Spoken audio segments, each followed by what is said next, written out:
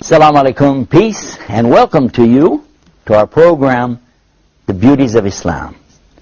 Beauties of Islam is a program designed specifically to bring out the beauty and the understanding of what Islam is really all about. My name is Yusuf Estes, and for the next few minutes I want to talk a little bit more about the subject that I've been preaching on, the subject of the beauties that we find in Islam when we look at it from a different perspective. A human being looks at everything from the human being point of view. You and I are not able to really look at life from the point of view of a blade of grass or a flower or a tree. We can't really know how a tree is looking at everything, but the one who created that tree obviously knows all about it. And who is the creator of everything? And that's what we're talking about now. We're talking about Allah. What is it that the Muslims believe about Allah? What do we understand about Allah? And this is one of the beauties. We understand Allah to be unlike. That's the first thing that we're going to say. Allah is unlike. Unlike what? Unlike anything that you're going to be able to describe. Because everything that we are aware of is in the creation. So if the God is in the creation, that means He's created. And the logical question somebody's going to ask you, well, who created God? And then what will be your answer? So the Muslim understands this beautiful concept that God is not in the creation and He is not like the creation. He is outside of His creation in a manner that best suits Him, being God. One of the things, there's a question that comes up a lot, can God do anything? Well, for the one who believes in a God, they will say, yeah, He's God. He can do anything He wants to do. A human will naturally attribute that to God because we're not God. There's a lot of things we can't do, and we want God to be kind of like Superman. He can do anything, you know, He's God, Superman, sort of. But for the Muslim, that doesn't work. Number one, we don't compare God to a man, even Superman. And we don't put God like the creation or in the creation. And then there's another point, too. We know that Allah is not having limits like anything in the creation itself. Who is God? What is God? And this is, like I said, one of the most beautiful concepts that you'll ever imagine. To first begin with what He is not. And this is how He begins. La ilaha illallah. Anta subhanaka inni kuntu minal zalimin. A beautiful statement that was said by one of the prophets. Peace and blessings be upon him. And this is that there is none like Allah to be worshipped. Only Allah is to be worshipped. But then it glorifies in His majesty above all things and says, for sure the wrongdoing is coming from me. A very healthy statement, by the way, for a human being to come to this conclusion. God's perfect and I'm not. But when we talk about God's existence, how do we understand this? And how do we justify what God does and doesn't do? Can God do anything? Actually, the Muslim's going to say, you're trying to compare Allah to His creation again. What God does and doesn't do. For instance, somebody would say, well, if God can do anything, could He be a man? Right away, the Muslim would say, no. Well, could He lie? No. Could He die? No. Could God cheat? No. These are things that you're saying bad things about God. So these are things He doesn't do. How do you justify that? At the same time, you're saying God could do anything. Well, Muslims don't say that. We say la hawla wa la quwwata illa billah. There is no might, there's no power except the might and the power of Allah. And we say Allahu ala kulli shay'in qadir. That this means that Allah is capable of doing whatever He wills to do. There's a but. Look at this. But Allah never wills to do something that will make Him not be who He is. In other words, He would never will to die because He's what? He's al-hayy, which means the eternally alive. Which now brings us to another area of beliefs in Islam. And that is that Allah is the epitome of each and every one of His characteristics. This is a beautiful teaching. And it's something you really need to reflect on and think about, because the more you think about this, the more you begin to understand a whole new concept, something that maybe you never thought about before. Allah says in the Quran, "Laysa kamithlihi shay'in wa huwa samiun basir." The meaning here is He is not like anything. And what is this next part? Samiun basir. It means all hearing and all seeing. Even this is not like the creation, because the creation, there's nothing in creation that can hear everything or see everything, is there? There's nothing in creation that has this kind of ability. And why? Because Allah is not in the creation. These are just a few of the things to give you a little tip of the iceberg. Now what I want to do, I want to let you think about what I'm talking about, so that this steeps in. It's going to take a minute for you, so you just let that seep in there for a minute.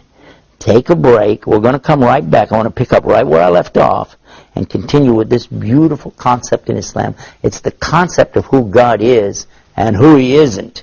And all of that's going to be right here. So sit tight. We're going to be right back with more beauties of Islam. Islam is keeping up the pace. Islam is for every race.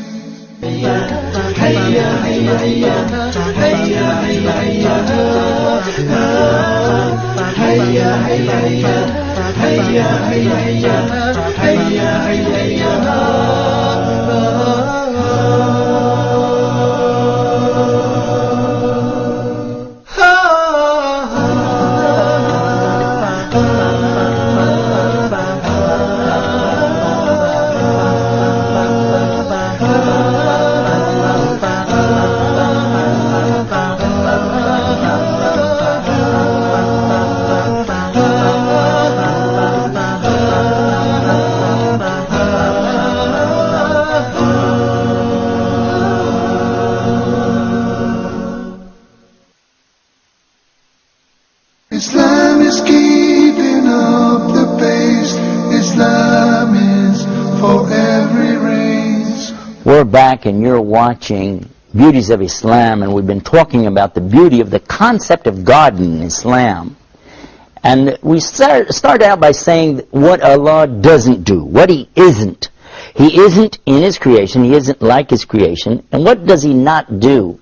He doesn't do anything that would make Him no longer be who He is. Now, He defines Himself. This is so interesting because many people, they're searching for God. They want to know, who is God? Where is God? How do I know? What's my purpose? Why did He create me? Many questions that we have.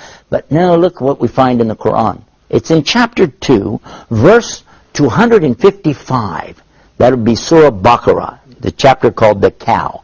And look it up if you like and see the meaning that's usually translated to be something like this. I give you the Arabic and slowly we'll examine the meaning of it.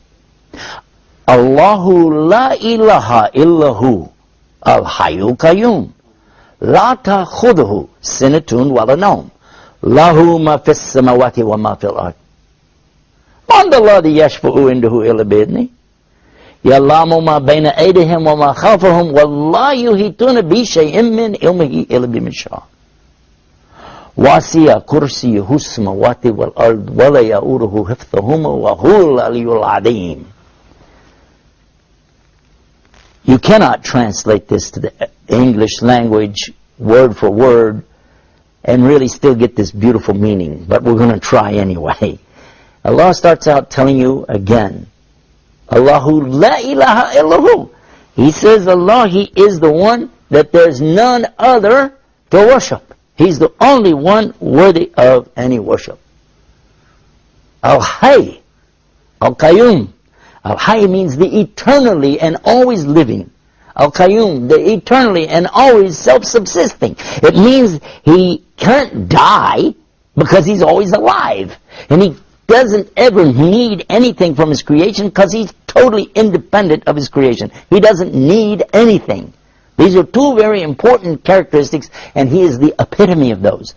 These are eternal and total capacities that only Allah can have ascribed to Him. And then He continues and He says in here that He doesn't get tired, and He doesn't get sinatun wala naum, and He doesn't sleep. These are human attributes. These are creation things like animals and people, but not Allah. He doesn't get weary. He doesn't fall asleep. And look at this. And then he said, everything in the universe belongs to him. Totally and completely. It all belongs to him. Then he asked a rhetorical question. Who is there that could come between him and his creation, except that he has to give him permission to do it anyway? And then he says that he has full and total knowledge of the whole entire universe. And you don't have any knowledge. I don't have any knowledge, except what he gives us. And by the way, he can take it away from us too, can't he?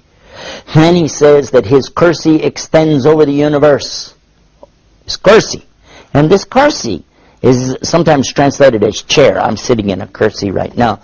It's translated as chair, but actually it can be also like a stool. And this stool is in front of Allah's arsh, his throne, in the same way, in same size proportion as a ring thrown into the desert. This is to give you the idea of how huge and amazing is this kursi. It's bigger than the whole universe. The universe becomes like a tiny ring, and the kursi like a giant desert.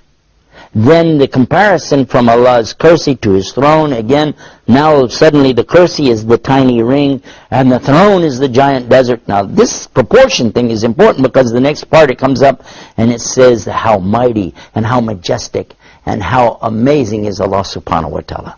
So this is something I really invite you to learn about the Arabic language, and then learn about this verse. It's called Ayatul Kursi, the verse of the chair. Not throne. Arsh is throne. From this, we're able to gain at least an introduction to the understanding of the beauty of the meaning of the word Allah. The word Allah. You know, we could have a whole program just talking about this word Allah. So amazing is this concept. But let us continue with what we were saying earlier. What it is Allah doesn't do. If you said, could he die? Absolutely, he doesn't do that, because he is the all alive. That's one of his attributes, his characteristics, one of his 99 names, as we call it as Muslims. And as far as could he lie or could he cheat? Well, two of his names are Al-Haq, which is absolute truth. He is truth. It doesn't mean he's truthful. He is truth. So obviously, there can't be anything as a lie or anything deceptive. Also, he's adil, which is meaning totally fair and just. Therefore, he could never cheat, and he wouldn't.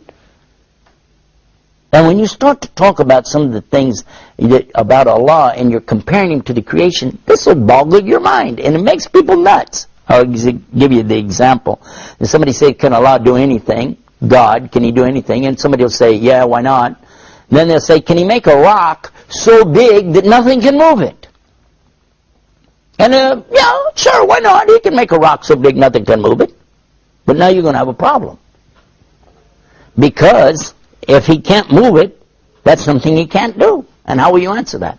What the Muslim will say is, Allah doesn't make stuff like humans do, and he doesn't move stuff like humans do. He can make a rock so big that nothing in the creation can ever move it. But for him, everything is by command. He says, kun fayakun. Be, and it is. And that's when the rock takes form and shape. And when he says move, it moves. And he doesn't move things like you and I with a fulcrum and a lever and a mass and a no. This is something for Allah that he does as he wills. And he is capable of doing whatever he wills to do. So don't compare him to the creation. You don't get in a problem like that. And don't put him in the creation. And you don't run into these problems in concept. Allah is mighty, and above all that he's created. A beautiful concept, a beautiful teaching in Islam. And for more about that, visit our website, beautiesofislam.com. And until next time, peace. Assalamu alaikum wa rahmatullah. Islam is peace.